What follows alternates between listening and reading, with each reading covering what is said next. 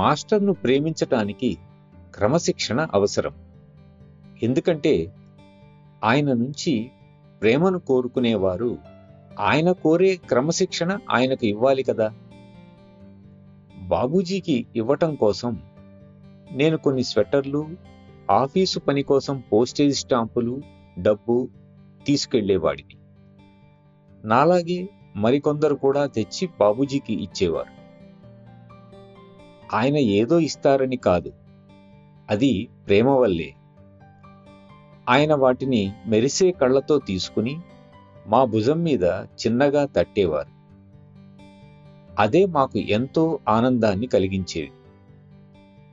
ఈ వస్తువులు ఆయన కోరేవి కాకపోయినా అవి మేము ఇవ్వటం, వారు తీసుకోవటంలో ఉండే ఆనందం పొందటం కోసమే మేము ఇచ్చేవారు.